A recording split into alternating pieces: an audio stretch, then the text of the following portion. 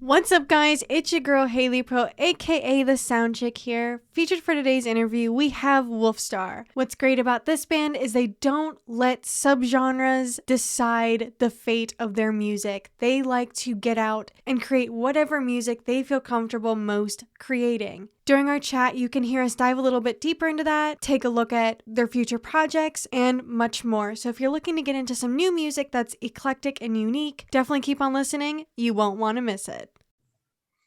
I'm Justin Taylor, bassist. I'm Matt Copia, vocalist and rhythm guitar. I'm Sam Pedno, guitars. John House on the drums. And we are Wolfstar.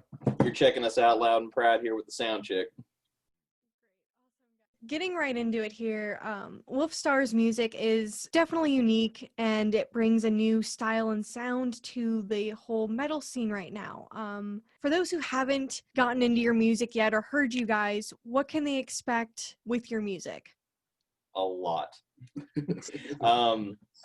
Honestly, like it's hard to unpack that question because we bring in like a lot of different influences to our music, and I think that's kind of one of the things that makes us kind of stand out as a band is that like we don't fall within one bracket. Like we're not thrash, we're not Viking folk, we're not this. A lot of us bring these influences from the different types of music that we've listened to. We all have different backgrounds before this band, playing in other bands, playing in other genres and styles, playing music when we were still in school, and bringing that to the table and then being able to kind of make a fusion of that, you know, while still maintaining true to our sound that we're trying to create, I think is what kind of, as you said, makes it a unique sound. We're definitely trying to remain true to like what inspires us while also making sure that we blend our sounds together to where they work with one another. Yeah. I mean, it's like, one of these days I could be on a certain kick and it'll give me some ideas for some riffs, which I'll bring to the table. And I think it kind of goes for everyone else, in the band. Right. Absolutely.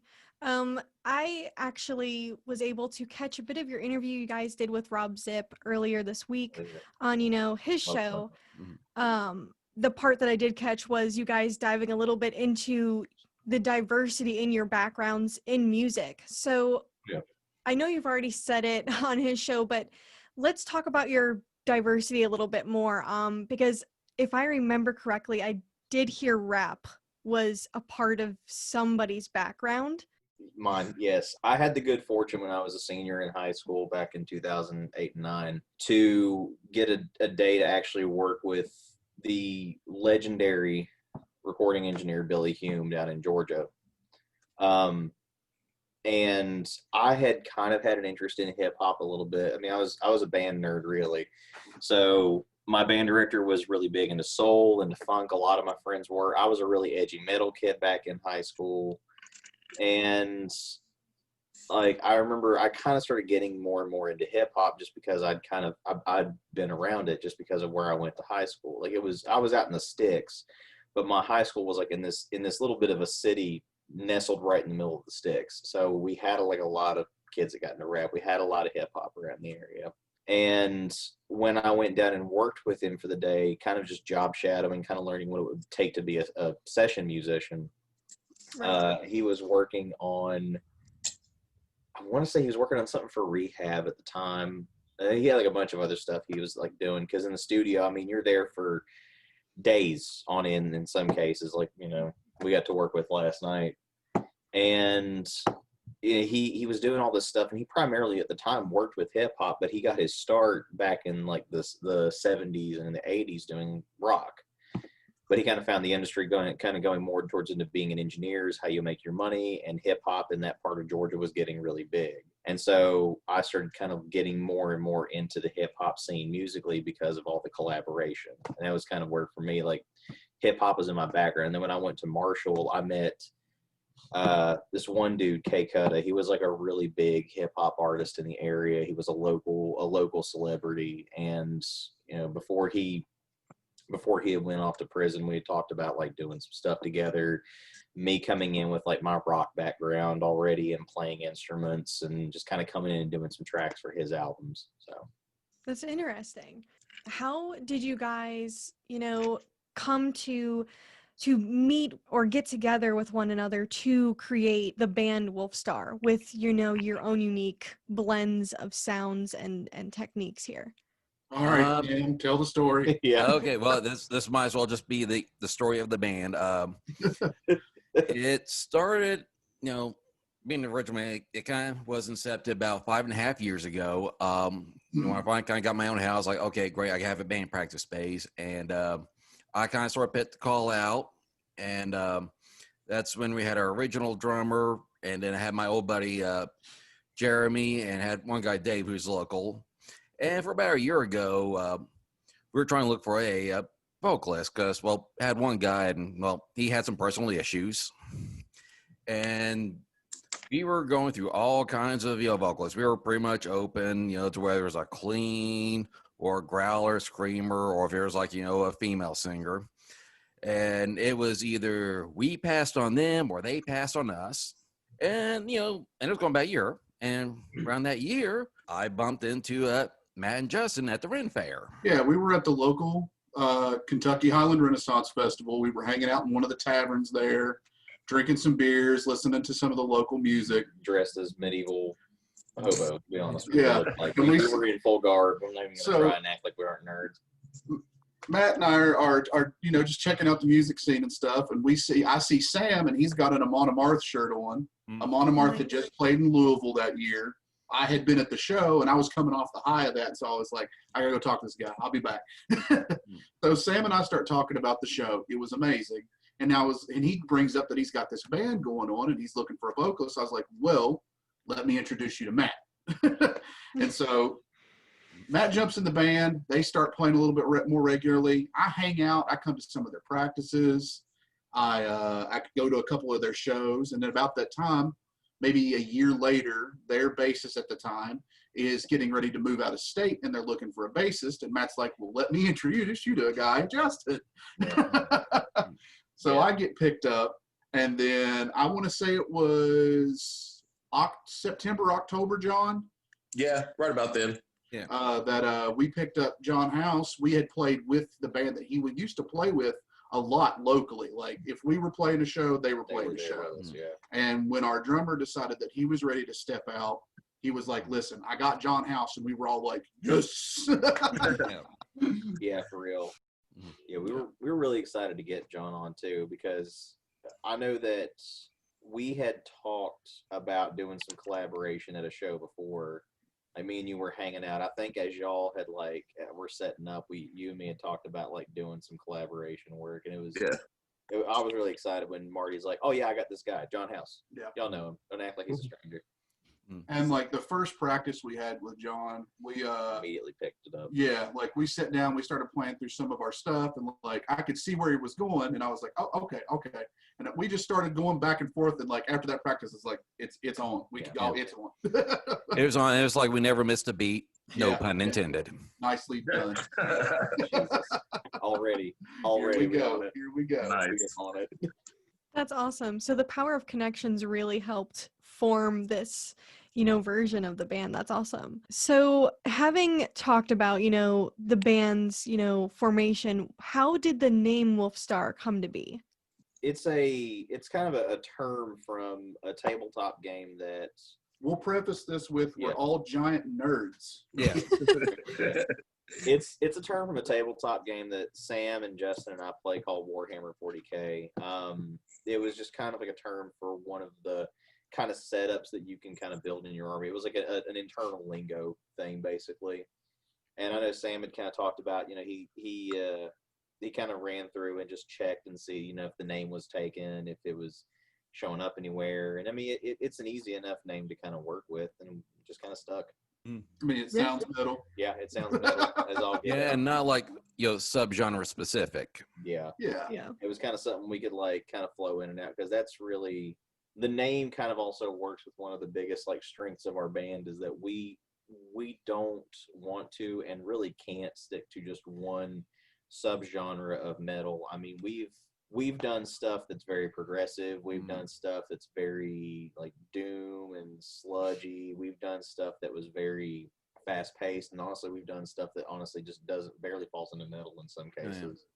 And that's just because at the end of the day, we've all had our struggles up to this point with music. There is no sense in struggling just to stay, into one subgenre and just strictly to one subgenre, because at the end of the day, we're just going to do what we want to do. We'd rather be defined by our own style rather than kind of shoehorned into a genre. And then if we feel like expanding beyond that because of our inspirations, then suddenly we're no longer who we are. Yeah. We're not posers Right. and sellouts just because we do something different. I mean, look at bands like Therion. Yeah. They started off as a death metal band, and look what they're penning out now. We're like Opeth. Yeah. They started off with some really heavy stuff, and now like they pretty much exclusively do prog, and it's awesome. Yep. But it's Opeth. Like that's you wouldn't expect anything else from them. Right. No, yeah, I absolutely get you. But, let's talk about your music for a while. You guys have a few tracks out, Charge to War, Apotheosis, hopefully I'm saying that right, and Faceless. Yeah. What was it like putting these tracks together? What was your track that was your personal favorite to put together out of the three? Faceless was hard to put together because I was cramped in our old drummer Marty's closet. That was probably the worst part of that whole thing. No, putting those tracks together was, at least for me, was really kind of picking up and doing, like, it was work. It was a sign that we were going somewhere with it. Yeah. Especially too because Faceless, what we have up was a lot of our older members of the band. So like Dave and Jeremy back when we had done that in Marty's basement at the time, which is where we used to practice. And so quite literally when I say I was crammed in Marty's closet, I was literally crammed between his like hot water heater and like stuff that you just stow away when you own a house. And I mean, we just did all of our recording track by track in the basement. We tried to nail it out, and that was the sign that we were doing, like we were getting this going. And then the other two tracks were after we picked Justin up, but before we got John with Marty, we finally got a hold of somebody, did some recording. It was the first time that we as a band had gone into like a studio setting and worked with a sound engineer and all of that. So it was another step forward, Charge to War and Apotheosis those are our flagship songs, I would say, for this album that we're working on. Yeah. And so sitting down and really getting to work on those and put those out there. For me, Apotheosis is it's the most challenging song. Mm-hmm. It's also kind of like it's the story of the album comprised in one song. Yeah. And so, getting to finally put that down and recognize it as being such a bass heavy song and doing that was kind of a stepping stone. And though, now that we, just yesterday we were in recording, it's another stepping stone. Things are slow, but we're constantly moving forward. And so that's awesome. It's awesome. Yeah, I completely agree with you. It definitely seems like these tracks open a lot of doors for you guys stylistically. And I really did enjoy listening to all of them. You guys are working on an album right now. Yes. Mm-hmm. Yeah, that's correct. What can we be excited for when it comes to the release of this album? New songs. No. Energy. Definitely energy. We want to constantly push the feeling of being at a live show. We're told constantly, and thankful for this, that we have a really good live presence. We put on a good live show, and we want to distill that and put it into the music that you listen to when you can't be there with us. Especially right now, with things being the way they are. We want people to be able to feel like they're getting the Wolfstar live show experience at home, in their car, at work, wherever they're listening to it, and deliver on that. We want to really deliver on that. Yeah, it kind of goes into the way that we make music. We try so hard, not necessarily we get the best sound that we can get out of, but more importantly, we try to play things out the way that we play it on stage. And that's really the important thing whenever we're working on our music, is that I don't want to go in and make these awesome riffs or do these awesome things in the studio that sound great on the album that I can't do live, because then that leaves the person listening with this expectation. And I think for bands, that's a pretty big struggle that you have as a musician, is when you record, like I do these awesome sounds live, people can hear them 1,001 times, listen to them 1,001 times more, and then you go and see it live and it sounds very different because of the way that you sing or the way that you play. Like with Rob Zombie, I've seen him live and some of his stuff. He almost, like the way that he sings, you can hear it taking a toll on his actual voice. And so he relies a lot on that presence from the audience to kind of, they know these songs, they're screaming them already, and he doesn't have to sing quite as much out of it, or he can change the tone of it a little bit. And those are tricks that you kind of do along the way. Whereas for us, we want to be able to put on that disc or whatever you're getting it on, what you're going to get if you come to a show. Yeah. I think it's also important to state that this album is also a story. Mm-hmm. The working name of the album right now is Apotheosis. Okay. And, you know, the definition of apotheosis, correct me if I'm wrong on this, is essentially like ascension. Yeah. From man to divine. You know, and in apotheosis, you know, that chorus, man becomes king, becomes God, becomes man. It's cyclical. Yeah. It's a story of reaching divinity and then cycling back around. And that is literally the way that the songs are structured, the way that the album is laid out, is the story of a man becoming king, becoming a God, and becoming a man again. Yeah. And so there's a story there that we hope, as the listener kind of gets into it and really starts to dissect it, they pick up on that and like realize that Apotheosis is a song, is an album, is the idea, but still is just a song. You know, it's very much, there's depth there that we've really thought about. Yeah. Layers. So many layers. So many layers. Like an onion. So many layers. So many layers. I love that you guys are trying to bring, you know, more of an expectation in this album, what listeners should be looking forward to when they see you live. I think that, you know, I do agree that that is probably one of the more difficult things for bands to do, is to have a nice balance of, you know, studio versus live in their music. So I think that you guys working on that is definitely good. But, you know, let's talk about some more exciting news for you guys, which is the fact that y'all are signed with Misanthropik Records, which is so cool. Yes. You know, how did you guys discover this label? Justin? Okay. So it was around the time that we started actually recording the first two songs, Apotheosis and Charged to War. I had gotten information in the town that I live in that there was two record labels that were local record labels that were coming to a shop in the mall to kind of promote their brand, look for local talent, etc., and just kind of generally meet and greet. And I was like, I'll go look. I'll go check it out. We're not exactly looking to sign with anybody right now. Honestly, I was like, I don't know if we're ready or good enough to do that. Yeah. And so I was like, I'll go check it out. And I met Eric, and he was like, here's my business card. Call me anytime you guys are interested to talk a little bit more about this. That was March. Then the world caught on fire, as we all remember. And, you know, shoot around to like August, and we're like, man, like, what are we going to do? We can't find anybody who's willing to record. We can't find anybody who's willing to help us out. And I was like, dang, I remembered a business card I had. And so I was like, this is it. This is our Hail Mary. We'll get up with these guys at Misanthropik and see if they're interested. Right. And we called up Eric. Yeah. So I will throw this in there because I have to. He's like, yeah, we'll have a meeting at 7. I'm like, okay. And at this point, I was having a little bit of trouble because we had recorded Charge, we had recorded Apotheosis. We were supposed to go back in and finish them. We never did end up going back in and finishing everything like we wanted to. We ended up finishing it up on our end a little bit. And I was like, okay, well, you know, let's go for this. Like we scheduled this meeting up 7 p.m. We're going to take a little time before practice. We're going to meet with Eric and get it done. We're going to find out one way or the other whether we're going to sign with this label or if we're going to have to figure something out. Yeah. We actually couldn't get up with him. And I was like, okay, well, I'm already here in Nicholasville. Let's go ahead and get to practicing. I guess we'll figure something else out.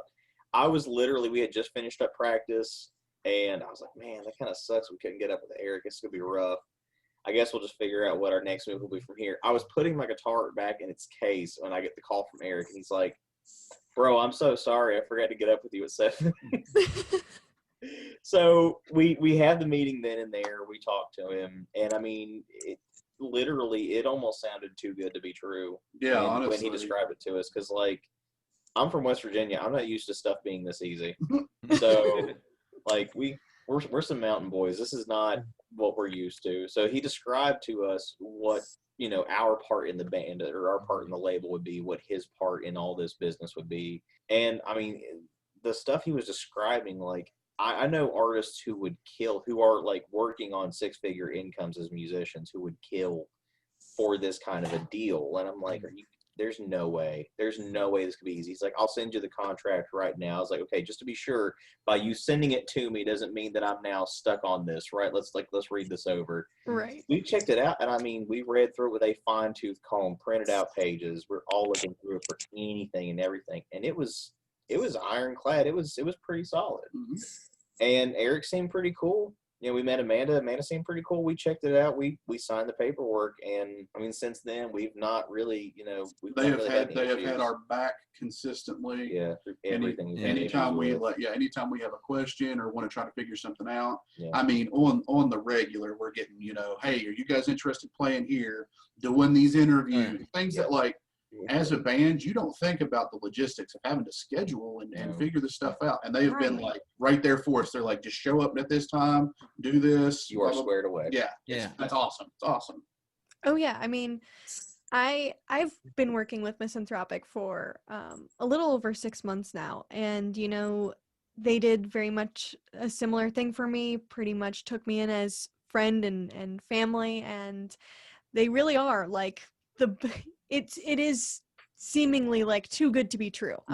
It's really awesome. And, you know, it's people like Eric and Amanda and the other founders of this label that do all this to help, you know, break the negative noise about labels in general. I mean, labels are getting a pretty bad rap right now. Oh yeah. I mean, I do think that there's not as many labels that are like Misanthropik out there, but I think that just the one helps pave the way for others. So I am so happy to hear that you guys are having a very good time being on this label. I'm glad that they're helping you out so much with promoting and stuff like that. That's really awesome. You know, here's a fun one for you guys. What was the one band or song that you guys listened to that made you realize that this is what you wanted to do? Charge the War. Yeah, can I like create at least 100 accounts with my face on it so I can answer that question? Like a song from a band that that made us say like we wanted to play metal, we wanted to play music. Music in general. Okay. Good luck. Oh. Well, I know for me, my brother, I have an older brother, he played music. I was like 13. I was like, man, he's getting a lot of girls, so it sounds like a good idea to start playing drums. Because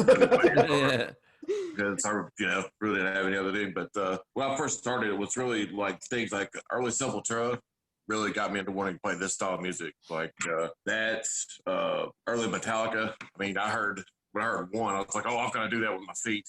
Like, man, that's really something I want to do. But yeah, that's mainly getting me started. I've got a lot of other influences, but that really just getting me started playing this style of music were more of those things. I think for me, it was, as far as playing music in general, not that this was the path I wanted to take, but playing music was probably my late cousin Dustin.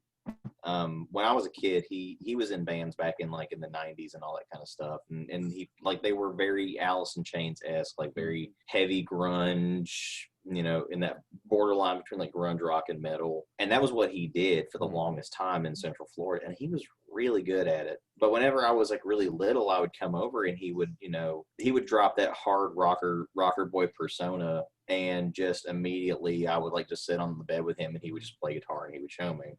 And so between that and like music throughout my life, which was just everywhere, all parts of my family, there were musicians, there were people that were always there.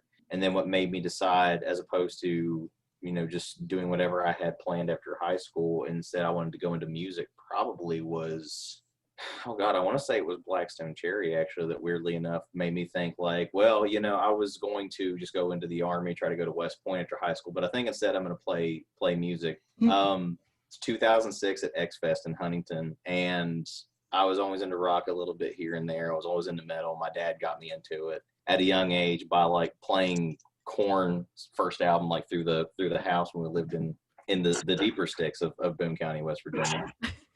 And just seeing this band from Eastern Kentucky just tear up the main stage, and you have those Appalachian country folk that I grew up around that everyone knew. Here you had, you know, I think the lead singer's like grandfather, one of the members' grandfather was in Kentucky Headhunters. So, I mean, like, that's a really big name in music out this way. And so to see these guys getting international fame and see them just tear up a main stage, when I first heard Big Train, I was just entirely floored by just the sound and the draw and the energy. And like my dad knocking some dude in a mosh pit out because he ran into us.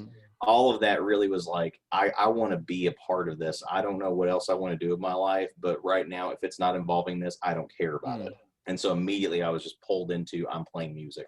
That's it. Well, the song that kind of got me, it would probably have to be, there's just so many, but I think it was just really listen to most of Blizzard of Oz that really kind of had me go further down the rabbit hole, I think, playing, because, you know, it was just such an escape for me, you know, and just hearing all those, you know, Randy Rhoads' melody. And I was starting to play guitar, but it just really kind of had me, you know, I really want to, you know, learn, you know, be a little more melodic. And that just kind of helped me kind of go to my, you know, little end of, you know, melodic metal. Cause, you know, that's just when I was on that, you know, quest to, you know, find out more and learn, you know, more guitar. As a kid, I grew up in a household that listened to a lot of like 80s hair metal. Like it was just something both of my parents. My mom listened to a lot more like diverse music. She was also into like Michael Jackson and ABBA and, you know, stuff like that. But then like my dad was Motley Crue and like the Scorpions and all that. So like me as a kid, it's like I would say what really got me into listening to music and really like digesting music and appreciating it fully would be the Scorpions' Savage Amusement. The whole thing. Just sit down and listen to the whole thing. And I would all the time. I wore that cassette tape out. And then when I went into my freshman year, I bought Lamb of God's Ashes of the Wake. And I was ruined. I was just ruined. I listened to that and I was like, nothing else. There's nothing else. This is it. And I think that really pushed me from wanting to just play music to being like, this sound is so just what I want to play, and I've been focused on it ever since. That's so awesome. You know, to close this out here, having been a band and worked in the music industry for a while, what is some advice you guys would like to give, you know, if you guys had the chance to pass down some information to uprising artists or even new people on the scene? What is one thing you wish somebody told you? Don't get frustrated. Yeah. You just keep going. Because it's going to suck sometimes. Yeah. Don't let anything else you have going on in life influence the path you're going to go in. Absolutely. What you want to do. Yeah. If if you're like, I love playing music, I want to do it professionally, but I want to, do the military, go into it. If that's what you want to do, go for it. I know many musicians who are veterans. Hell, our drummer was a veteran. Yeah. 10-year Army vet. Marty was a 10-year Army vet. Yeah. If you want to go off to another country and play music out there, do it. Yeah. It worked for Cheap Trick. Yeah. If you want to do something, do it. Because if you don't, you're gonna wonder what if, and that doesn't have to mean that you can't play music. That doesn't have to mean that you can't do something with music if you want to do it. If you want to be a museum curator, you can still play music. You can still be a professional at it. There's 1,000 ways in the music industry to get into it, and some of them are just as fulfilling and just as fun and just as wild as being these millionaire, big name artists. And it's probably more stable, to be fair, as far as money goes. There's that too. Yeah. At the end of the day, just keep hammering it out. Like John said, be persistent, be consistent with it, keep doing what you're going to do. And, I think more importantly too, just don't let any kind of style constrict you down a path. Don't bottleneck yourself into being something. If you like playing country, play country. If you like playing hip hop, do hip hop. Right. Just do. Yeah. Absolutely. I also would recommend to be humble. Yes. Right. No matter what your level of success is in pursuing this passion, recognize that it requires you to come to people and say, I want to show you something. And them validating that is the greatest thing that they could do for you. And so when things don't go your way, when this particular field gives you difficulties, don't take that out on other people. No. Recognize it.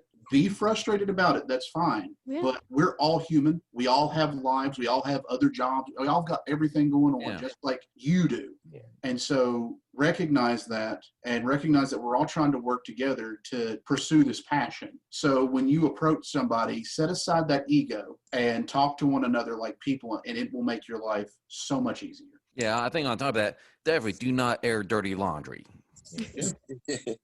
Be unafraid to shake hands and look in people's eyes. Yep. Yeah. That's another big one. Yeah. Yeah, surround yourself with positive people. Yes. Be unafraid to shake hands. Mm-hmm. Be unafraid to look someone in the eye 5 feet in front of you and say and tell it how it is. Yep. Yeah. Hey guys, it's the SoundChick here again. I hope you enjoyed the interview with the guys from Wolfstar. In the meantime, don't hesitate to go and listen to this band's music. My personal favorite track of theirs is Charged to War, but I highly recommend listening to each and every track that they have available to the public right now.